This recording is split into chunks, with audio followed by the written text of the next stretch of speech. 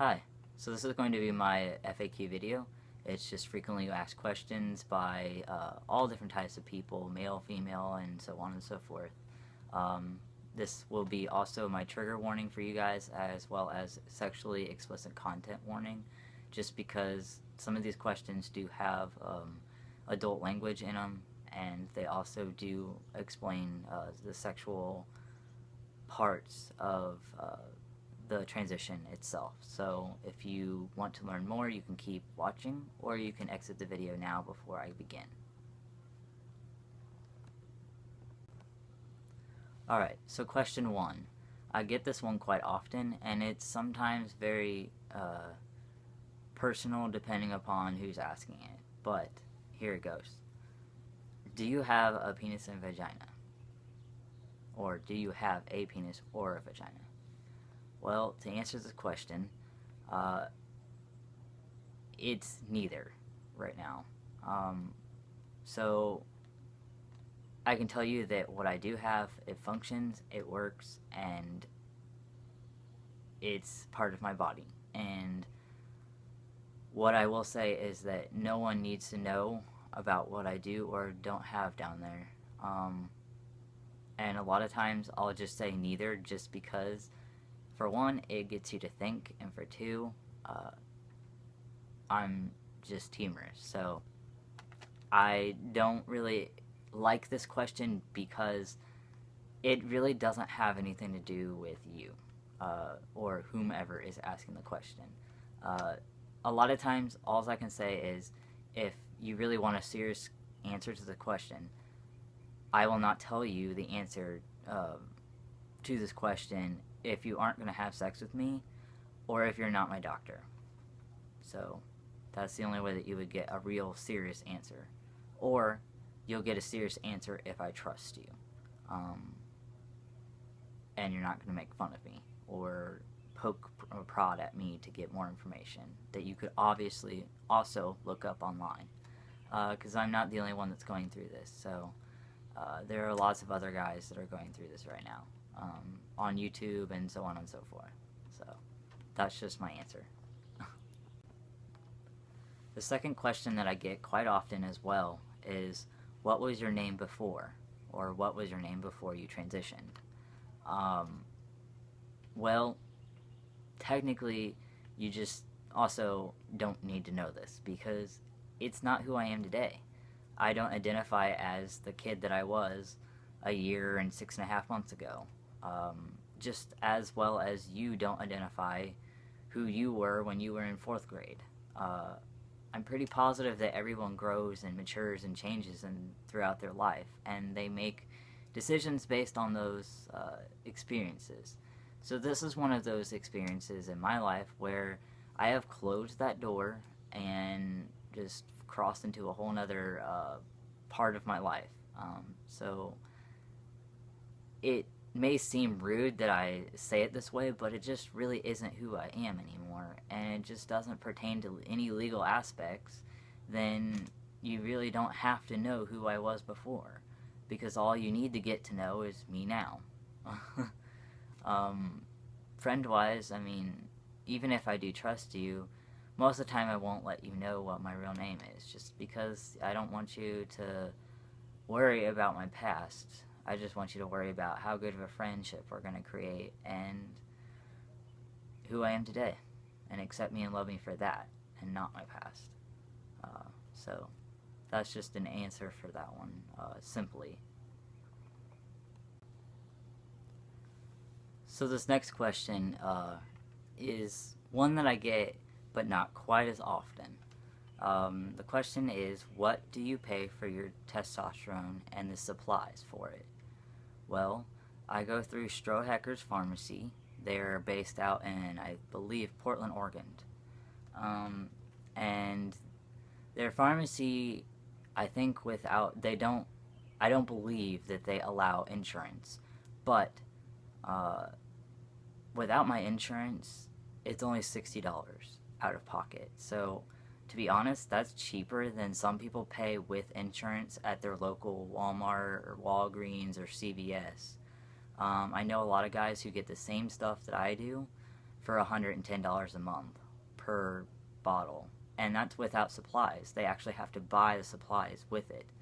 I believe that mine comes with it free, but I'm not certain. So I can get back to you on that. But to show you real quick what it comes in, and just because I got my shipment in today actually for my new refill. So it gets shipped out in a box. They ship it out in a box, priority mail. It's just a normal box. It has all your information on the box.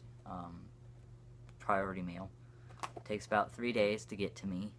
And then the testosterone comes in a bottle like this, and it says Strohecker's Pharmacy on it, and it gives you your doctor's name and everything. And then the supplies that they give me comes and looks like this. The 22 gauge 1.5 inch needles that I get come in a packet of like about five. Yeah, it's 5. It comes in a packet like this, and they're just stuck together like this. I don't know why. Probably just for space. And then they give me alcohol swabs. They give me 20 of these. And they also give me 20 of these too. So, and all of these come in 20. They give me 20 of everything. And then they give me 20 of my, sorry, the lighting is terrible in here. They give me 20 of the syringes that I use to inject with, that already have the needle on them that you inject yourself with, or that you draw the testosterone up with. They already come with that on it. And then that's what it looks like. So that's the supplies that they give me. And it's only $60 to get all of that and then ship it. It's $60 flat.